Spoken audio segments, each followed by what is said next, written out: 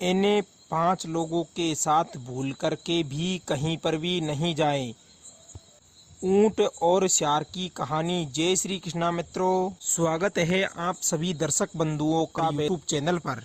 आज मैं आपके लिए एक बहुत ही शिक्षाप्रद कहानी लेकर के आया हूं। दर्शक बंधुओं, आपसे निवेदन है कि कहानी को ध्यान से जरूर सुनना। किसी गांव के निकट एक ऊंट और एक सियार रहते थे। वे रहते तो साथ साथ थे, लेकिन वे आपस में एक दूसरे से गहरी नफरत करते थे।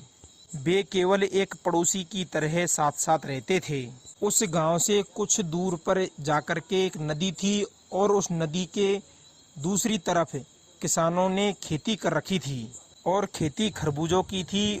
और जब खेतों में खरबूजे पक गए तो हवा के झोंकों से खरबूजों की सुगंध नदी के उस पार भी आती थी।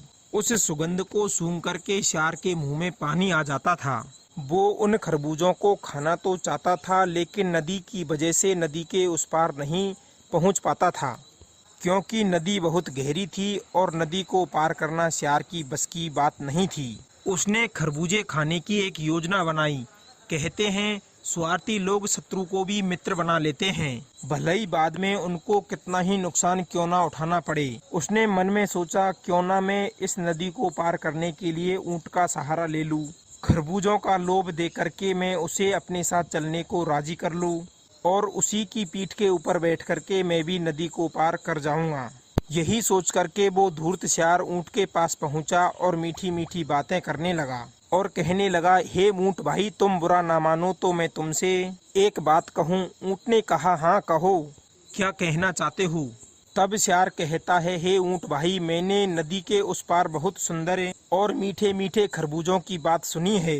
यदि तुम चाहो तो हमें भी वे खरबूजे खाने को मिल सकते हैं। ऊंट ने कहा कि वो कैसे? तब सियार कहता है, हे भाई, तुम तो जानते ही हो मैं छोटा सा प्राणी हूँ और नदी को पार नहीं कर सकता, क्योंकि नदी बहुत गहरी है। यदि तुम मुझे अपनी पीठ पर बैठा लोगे और नदी के उस पार ले चलो तो मैं तुमको खूब सारे मीठे मीठे खरबूजे खिलवाऊंगा।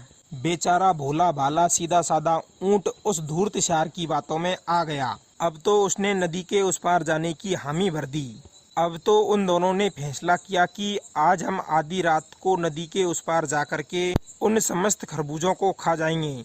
मित्रों, ऐसा निश्चय करके वे दोनों आधी रात के समय खरबूजों के पास पहुंच गए। नदी के पास पहुंच गए। सियार ऊंट की पीठ के ऊपर चढ़ गया और ऊंट ने उसे नदी पार करा दी। इसके बाद में वे दोनों किसान के उस खेत में भी पहुंच गए और उस समय किसान गहरी नींद में सो रहा था। उन दोनों ने आपस में फुसफुसाते हुए कहा, देखो भाई, जितना खाना है उतने खाओ, लेकिन अपने मुंह से आवाज मत करना, नहीं तो किसान जाग जाएगा। यदि किसान जाग गया तो खरबूजों के साथ साथ किसान के डंडे भी खाने पड़ेंगे। दर्शक बंधुओं, अब तो योजना बना करके दोनों खरबूजे खाने लगे। सियार का तो पेट छोटा था, इसलिए उसका पेट तो जल्दी ही भर गया, लेकिन ऊंट अभी खाने में ही लगा हुआ था। तभी सियार ने सोचा कि मेरा तो काम हो गया और अब क्यों ना ऊंट के साथ कुछ हंसी दिल लगी की जाए। और दूसरी बात यह है कि मुझसे दिन रात चलता रहता है और ऊपर से इसे अपना बड़ा होने का बड़ा ही घमंड है। मैं छोटा प्राणी हूँ, इसलिए मुझे ऊंट से दबकर रहना पड़ता है। ऊंट मुझे जब कभी उल्टी सीधी सुनाता रहता है। मैं इसे पीट तो नहीं सकता, लेकिन क्यों ना आज इसे किसान के हाथ पिटवा दूं। यही सोच करके उसने ऊंट से कहा, हे ऊंट भाई, अब मेरा मन गाना गाने को कर रहा है। तुम आराम से यहाँ पर खरबूजे खाओ और तब तक मैं यहाँ पर बैठा बैठा हुआ कर लूं। तब ऊंट कहता है, अरे भाई सियार, तुम थोड़ी देर रुक जाओ, मैं भी अपना पेट भर लूं, उसके बाद में तुम गा लेना। ऊंट ने उसको बहुत समझाया, लेकिन वो कहाँ पर मानने वाला था। वो तो इसी ही मौके की तलाश में था कि ऊंट को कैसे नीचा दिखाया जाए, कैसे उससे बदला लिया जाए। सियार अपनी निष्ठा से बाज नहीं आया और वो जोर जोर से हुआ करने लगा। सियार की आवाज सुन करके उस खेत का मालिक के जाग गया। उसने एक हाथ में लाठी उठाई और खेत में जा पहुंचा। खेत में जाकर के देखा कि एक ऊंट धमाधम खरबूजे खाए जा रहा है। ऊंट को देख करके किसान का खून खौल उठा और उसने लाठी उठाई और ऊंट पर लाठियों की जबरदस्त बरसात कर दी। ऊंट को पिटता हुआ देख करके सियार तो भागकर एक झाड़ी में जाकर के छिप गया, लेकिन बेचारा ऊंट किसान के गुस्से का शिकार बन गया। अब तो किसान ने अपनी फसल का सारी गुस्सा उस ऊँट के ऊपर निकाल लिया। लाठियां मार मार करके उसे बुरी तरह से घायल कर दिया। बेचारे ऊँट ने ये सपने में भी नहीं सोचा था कि खरबूजे खाने की इस प्रकार की सजा भुगतनी पड़ेगी। जैसे तैसे नदी की ओर भाग करके ऊँट ने अपनी जान बचाई। बेचारा ऊँट शेर की इस दुष्टता पर मन ही मन अपने आप को कोस रहा था। सोचने लगा, मैंने पहली गलती तो उस शेर की बात मानकर उसके साथ में यहाँ पर आकर के कर दी। कहते हैं, दुष्ट, लालची, मतलबी, धूर्त और पहले के पुराने शत्रु पर विश्वास करके उसके साथ कहीं पर भी नहीं जाना चाहिए। और ऐसे लोग कब मुसीबत में फंस जाए कोई पता नहीं होता। लालची को अगर कहीं लालच मिल गया तो वो आपको धोखा दे सकता है। मतलबी व्यक्ति जहाँ पर भी जाएगा सिर्फ अपने स्वार्थ के बारे में सोचेगा, चाहे उसे उसके लिए अपने साथियों को विपत्ति में ही क्यों डालना ना पड़े।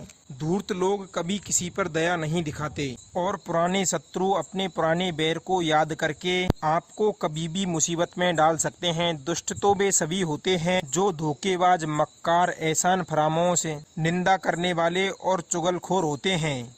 ऐसे लोग समय आने पर अपने दाव से नहीं चूकते। ऊँट उस दुष्ट शेर की इस कुपुट पर बहुत ही गुस्से में था। अब तो ऊँट ने शेर को मजा चखाने की ठान ली। जब वो नदी पर पहुंचा तो वहां पर शेर ऊँट के आने का पहले से ही इंतजार कर रहा था। शेर को देख करके ऊँट की आंखों में खून उतर आया, लेकिन उसने अपने गुस्से को दबाया। ऊँट की पीठ को खून से सना हुआ देख करके शेर चापलूसी करने लगा।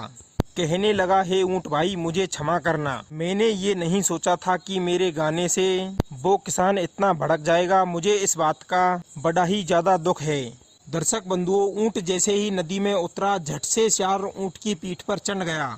ऊँट कुछ भी नहीं बोला। उसने मन ही मन शेर की दुष्टता का बदला लेने के लिए मन ही मन ठान लिया था कि आज मैं इस शेर से बहुत ही तगड़ा आड़ा बदला लूंगा।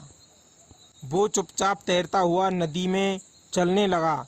जब वो नदी के बीचों बीच पहुंच गया तब कहने लगा, हे शेर भाई, तुम मेरी पीठ को कसकर पकड़ लो।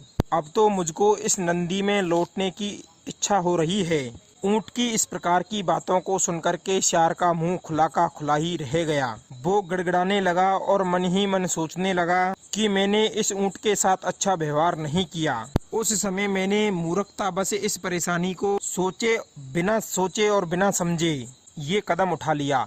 जो लोग विपत्ति के बारे में पहले ही सोच करके कार्य नहीं करते हैं, वे बाद में नदी के बीच ऊँट की पीठ पर बैठे हुए शेर की तरह पछताते हैं। अक्सर लोग कभी कभी मूर्खतावश, कभी क्रोध में, कभी लालच में, कभी शत्रुता वक्त कुछ ऐसा कर बैठते हैं जो बाद में उन्हीं के लिए संकट बन बैठता है। कहते हैं, हमें प्रत्येक कार्य को करने से पहले उसके दूर तक के अच्छे और बुरे परिणामों के बारे में सोच लेना चाहिए। जो लोग विपत्ति के बारे में पहले ही सोच लेते हैं, वो लोग रोने का और पछताने का कभी अवसर ही नहीं आने देते। प्रिय बंधुओं, शेर बार बार विनती करते हुए कहने लगा, हे ऊँट भाई, मैं मूर्ख ठहरा। मुझे इतना ज्ञान नहीं है कि अच्छा क्या है और बुरा क्या है, और कौन अपना है कौन पराया है। मेरी इस गलती को एक बार क्षमा कर दो और मुझे नदी के उस पार छोड़ दो। उसके बाद तुम नदी में लौटते और क्लोले करते रहना। ऊँट ने कहा, भैया, आजकल कौन किसकी परवाह करता है। मेरे कहने पर आपकी हुआस नहीं रुक सकी तो तेरे कहने से मेरी लुटास कैसे रुक सकती है। अब तो शेर के पास कोई विकल्प नहीं था सिवाय डूबकर मरने के अलावा। इतना कह करके ऊँट नदी में लौट गया। ऊँट की लोटम पोट में शेर के राम नाम सत्य हो गए। वो नदी में डूब करके मर गया। जैसी करनी वैसी भरनी। यदि तुम किसी के साथ धोखा करोगे तो कोई और आकर के तुम्हारे साथ में धोखा जरूर करेगा। तुम किसी के बारे में बुरा सोचोगे तो कोई और भी तुम्हारे बारे में जरूर बुरा सोचेगा। और यह तो बदला है जनाब, इसे तो देना ही पड़ता है। यहाँ पर एक एक कर्म का हिसाब होता है। इस कहानी के विषय में आपकी क्या राय है, कमेंट सेक्शन में जरूर बताना। मिलते हैं अगली बार एक ज्ञानवर्धक नई ज्ञान चर्चा के साथ। आप सभी का बहुत बहुत धन्यवाद। जय श्री कृष्ण।